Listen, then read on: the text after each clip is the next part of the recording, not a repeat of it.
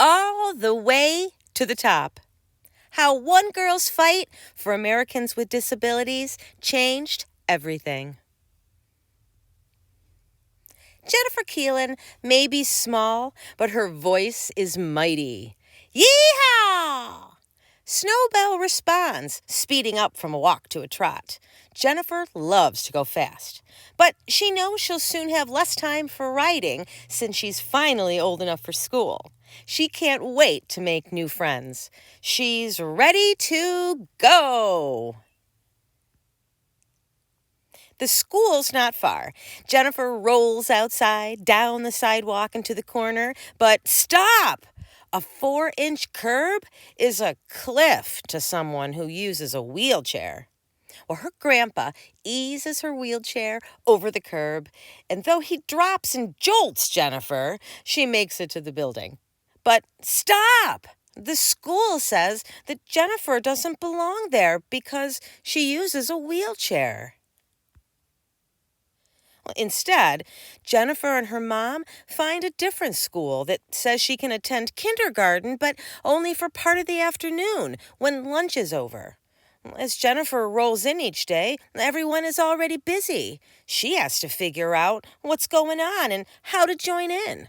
Well, since most kids have never met someone who uses a wheelchair, her classmates are confused and even a little afraid. "You'll never be one of us," some of them say.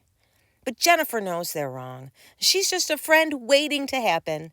But how do you change someone's mind? Well, she's not sure, but she's not about to give up. Jennifer and her family hear about activists who are working to make sure that people with disabilities have access to public places, like schools. They want to know more, so they attend a strategy meeting. Jennifer has never seen anything like it. The room is full of grown-ups with all sorts of disabilities. Some use wheelchairs, some use canes.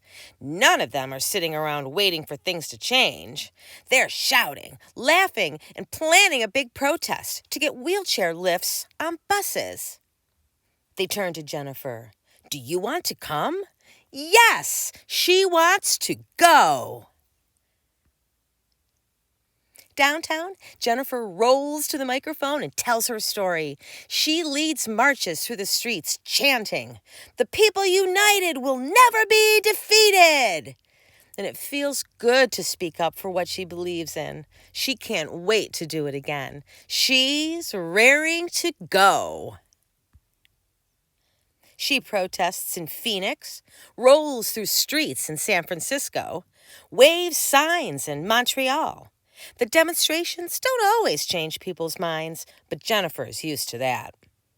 Even when her neighborhood school finally agrees that she can attend, she and her classmates with disabilities aren't allowed to eat in the cafeteria with everyone else. And that hurts, but she keeps going. Working on other activists and activities revs her up. Yet, she can't help noticing that she and her sister are usually the only kids out there raising their voices. Still, she can't leave all the protesting to grown-ups. She knows firsthand that children with disabilities get ignored too. So, she keeps speaking up. When Jennifer is 8, activists propose a new law called the Americans with Disabilities Act, or ADA. The law insists schools, governments, and businesses make room for all the people, including those with disabilities. Jennifer feels like dancing. If it passes, it means sidewalks with curb cuts, buildings with ramps, in addition to steps, and elevators with braille panels. It means Jennifer and her classmates with disabilities can finally go to the cafeteria with everyone else for lunch. Jennifer and her family watch the news for updates on the ADA, but reporters never mention it. She switches off the TV in frustration, wishing she could change reporters' minds on what's worth talking about. Instead, the Keelans get their updates about the Americans with Disability Act when activist friends call. But it's bad news. Members of Congress say the law will be too complicated and too expensive. They say it's just not worth it. Well, since the news station is ignoring people with disabilities, Jennifer and her friends are determined to find another way to make Congress hear their voices. It's go time! Her family buys plane tickets to Washington, D.C. As they march down Pennsylvania Avenue, Jennifer has never shouted louder. What do we want? The ADA. When do we want it? Now! Finally, they reach the U.S. Capitol. But stop! A mountain of steps block Jennifer and other people using wheelchairs from the building where Congress makes laws. Grown-ups slide out of their wheelchairs and start pulling themselves up on the steps. They will make sure that the members of Congress know that they are here. Jennifer's heart races. This is what she has been shouting about.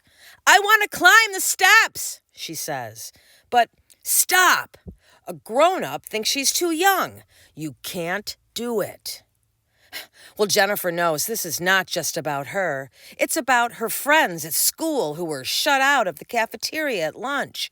It's about millions of other kids she's never met who get stopped at every turn. Jennifer wants to speak up for all the kids with disabilities who aren't there. I need to climb the steps. She slides out of her wheelchair, scoots along the sidewalk to the bottom of the stairway, and puts her hands on the first step. She hauls herself up with tiny bits of dirt and rock that dig into her skin. She drags herself up another step. The crowd roars. Reporters surround her with cameras and microphones, recording her gutsy climb. I'll take all night if I have to, she vows, and she keeps heaving, hauling, dragging herself up those steps. She keeps going all the way to the top. Pictures of Jennifer climbing the steps flash around the world. Reporters start talking about the Americans with Disability Act. Members of Congress see the news, listen to the activists, and finally pass the Americans with Disabilities Act. Laws like the ADA don't change things overnight. Entrances have to be rebuilt, sidewalks redesigned, buses re-engineered, and slowest of all, minds need to change. So Jennifer will continue shouting and waving signs, organizing and explaining. She will continue fighting for what she knows is right. Jennifer has places to go, and nothing will stop her now.